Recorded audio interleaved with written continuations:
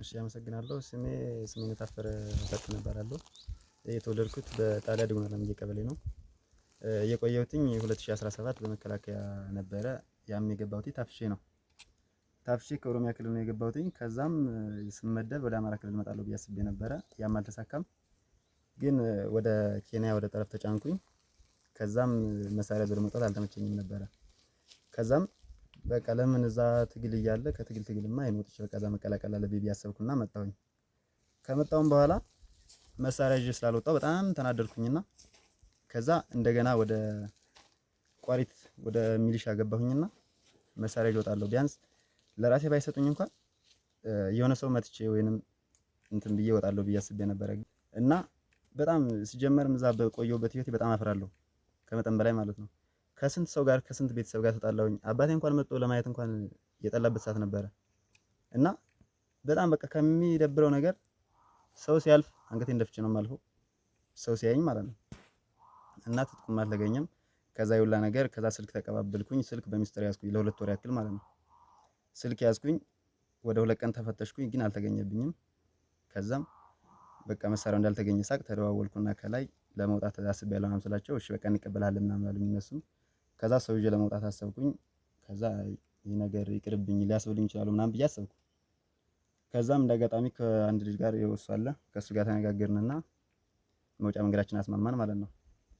እና በቃ የመጨረሻ ሲጀመር በቃ ስራው በቃ የሚያስጠላ መሆኑን ያየሁትኝ አንድ ግለሰብ እንደዚህ ነው የፋኖ መረጃ አለበት ወይንም የሆነ ነገር አለበት ተብሎ ከተጠቆመ 100 ምናምን ሊሻ ይወጣና ያን ሰውዬ አንድ ሰው ለማፈን ይሄዳል።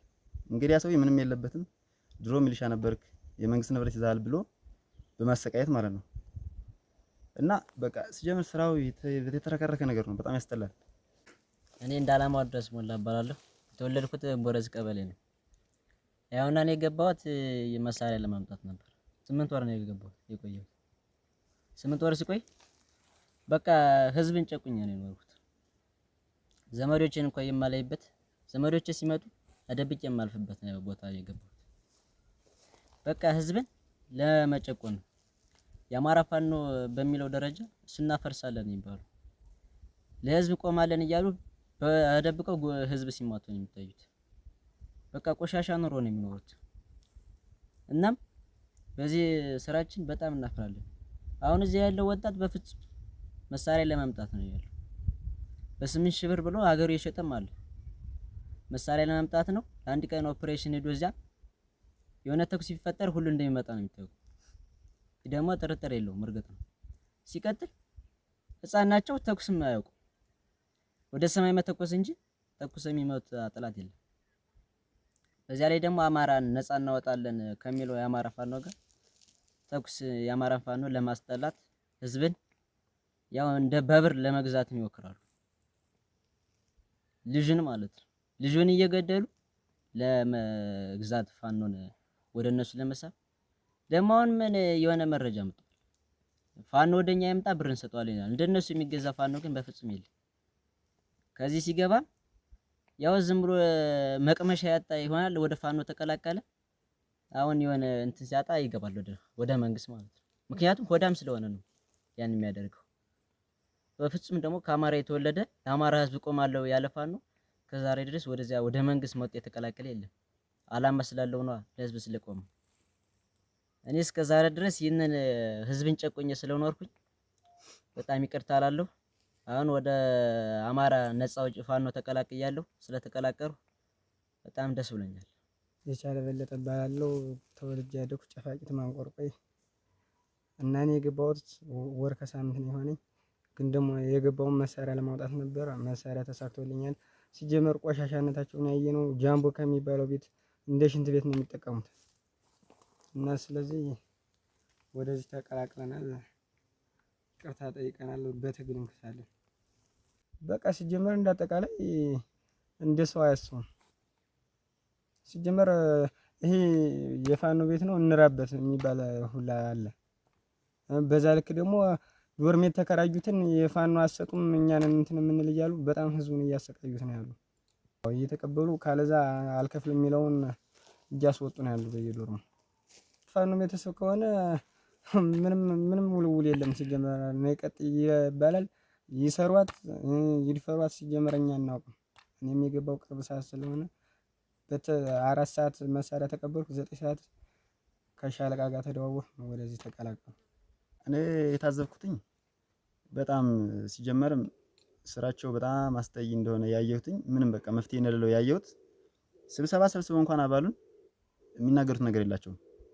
ፋኖ ሌባ ነው፣ ፋኖ ህዝቡን አድናለሁ ብሎ የሚዘርፈው የራሱን የህዝቡን ንብረት ነው እያሉ ነው ሲያጠለሹ ምሰማ ማለት ነው። የሚያወጣት ቀለች ብቻ ናት፣ ሌላ ምንም የሚያወጡት ነገር የላቸውም ማለት ነው። እና ደግሞ አንድ በጣም ከመጠን በላይ የተበሳጨሁበትና ያዘንኩበት ነገር ቢኖር አገሩን ያጠፋ ይሄ አማራ ነኝ እያለ ነው ምናምን ያለ ሰው አለ። ማን ነው የሚሉት የብቻውን ማን ነው የሚሉት አለ አንድ እንትን ነገር አመራር ነገር አገሩን ያጠፋ አማራ ነኝ እያለ ነው። አሳምነው ጽጌ ይባላል አንድ ቆሻሻ ይሄ ነው እንደዛ አድርጎት ሄደ ምናምን የሚልም አለ። እና አሁን ሲጀመር አሳምነው ጽጌውን በእነሱ አፍ የሚነሳው ነው በጣም የሚያስጠላ ስራ የሚሰሩት በቃ በጣም ይከብዳል ሲጀመር። እና ከመጠን በላይ አሰራራቸው በጣም የሚያስጠላው መሳሪያ ለማስታጠቅ እንኳን ይመጣል ትጥቅ ይመጣል ምናምን እያሉ ይኸው 2 ወር ከዛም በላይ ሰራን ተደዋወልን ምንም ልናገኝ አንችልም። ትጥቅ ይመጣል እያሉ ህዝቡን እንትን ወጣቱን ያታለላሉ። ወጣቱ አሁን እስከ ቢያንስ ከሻምበል መሪ በላይ ናቸው እንጂ እዛው ልባቸው ያለ አባሉ ወጣቱ ሁሉም ወደዚህ ነው። ሚሊሻ ቢያንስ እዚሁ ቋሪት ውስጥ ያለው 100 ምናምን ቢሆኑ ናቸው። መሳሪያ ግን ትንሽ ናቸው። ስንት ነው? ከ30 እስከ 40 ምናምን ባለው መሳሪያ ያለ ማለት ነው። እና ያ ደግሞ የሰለጠነ ኃይል የለም፣ ምንም አልሰለጠኑም። ቀጥታ እንደገባ የአባቱን ደብተር ያስይዛል። ሆዳም ከሆነ የአባቱን ደብተር ያስይዛል፣ ቀጥታ መሳሪያ ይቀበላል ማለት ነው። ተኩስ ሲገባ ታርጌት አያውቅም፣ ምንም አያውቅም። ዝም ብሎ ያፈነዳል፣ መሳሪያውን ይተኩሳል፣ ዝም ብሎ ይወጣል። ባለ እድል ይሞታል፣ እድል የሌለው ደግሞ ይወጣል። አይቸው መሞቱን ተከትሎ በምንሻው ዘንድ ያለው መበራገግ ምን ይመስላል? እስኪ ምን አይነት ስሜት ነበረው? በጣም ከመጠን በላይ እንደተደናገጡ ሁሉም በቃ የሆነ በቃ መውጣት እንዳለባቸው አሁን በቅርቡ ቀን ሁሉም እንደሚበተን እርግጠኛ ነን። ደግሞ ሁሉም ማድም አለበት፣ ያምጻል፣ ሁሉም አባሉ ማለት ነው። ሲጀመር በጣም ይዘርፋሉ፣ ይሰርቃሉ። ሲጀመር ከሆነ ቦታ ራሱ ሄደው ማር ቀፎ እየገለበጡ ነው የሚኖሩ እና በጣም ሲጀመር የሚያስጠላ ስራ ነው የሚሰሩ። ፓንት ራሱ አይምሩም ግን ታገኙ አይደለም። ይሄ የተራ ሚኒሻ አባል ቀርቶ የመከላከያ ሰራዊት ራሱን ለመበተን እርስ በርስ የሚመታታበት ጊዜ ያደርሳል። ምክንያቱም የላይ የፈጣሪ ቁጣ ራሱ አለባቸው። ህዝብ ገብተው ህዝብ ቤት የህዝብን እቃ ለማውደም ነው የሚሞክሩት። በቃ የሆነ እቃ እንኳን ሀብት እኛ ሰውዬ ሆኖ ያ ሀብት ይሄ የፋኖ ነው የሚሉት አላቸው። የፋኖ ነው፣ ምጣድ ይሰበራል፣ በቃ ዶሮ ይዘረፋል። ያዙሽን ዶሮ እንብለው ነው፣ ድንች ይደፋል፣ አተላ እንትን ድፍድፍና ጨውን ያገናኛሉ።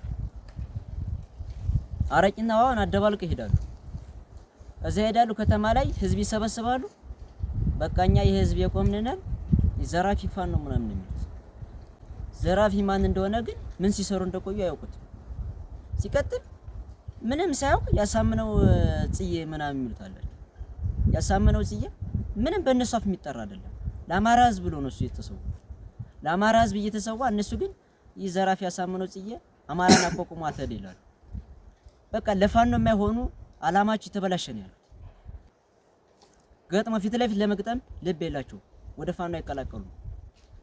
በቃ እዛ ማዶ ተሻግሮ ማዶ ሆኖ ተኩሶ ለመሮጥ ነው ያለ። እንደ ፋኖ ፊት ለፊት ገጥሞ የሚዋጋ ኃይል በፍጹም የላቸው። የመከላከያ ሰራዊት ነው ግዴታ ይገባ ነው ያለው። እነዛ ደግሞ በቅርብ ቀን አይደለም ሚኒሻ ቀርቶ ማለት ነው ይበተናል። መከላከያው ፋኖን የሚገድፍ ነው ያለ እዛ ውስጥ ማለት ነው። ለቋሪት ሚሊሻ አባል በሙሉ እንዳጠቃላይ ለቋሪትም ሳይሆን ለሁሉም በገነት አቦ መሰላም በሁሉም ያሉት ማስተላለፍላቸው መልእክት ያው አባሉ ልቡ ወደዚህ ወደ አማራ ክልል ህዝብ ወደ ነፃ አውጪ የፋኖ ኃይል ጋር እንደሆነ እናውቃለን። ግን ቢሆንም ሁሉም ለመሳሪያ ብሎ እንደገባ እናውቃለን። ግን መሳሪያ ትጥቅም ቢሆን የያዝከው ትወጣለህ፣ አሪፍ ነው። ያላዝክም ቢሆን ትጥቅ እዚህ ሞልቷል፣ በቃ ውጣ። ምክንያቱም እዛ ያለህበት ህይወት በጣም ከባድ ነው። ህዝብ ሲያይህ እንኳን አንገት እንደፍተህ ሻይና ቡና እንኳን አዘህ እንደልብጠተባት ማትወጣበት ጊዜ ነው ያለው። እና የመጨረሻ ማስተላለፍለት መልእክት ይሄን ነው በቃ። እና ኑና ወደ አማራ ፋኖ ተቀላቀሉ። እዚህ ከመጠን በላይ ከምንም በላይ የአእምሮ እርካታ አለው። ደስተኛ ነው የምትሆነው። በቃ ከወዳምነት ነፃ ነው የምትሆነው። በቃ ከህዝብ ጋር ተፋቅረ ተዋደ ነው የምትኖረውና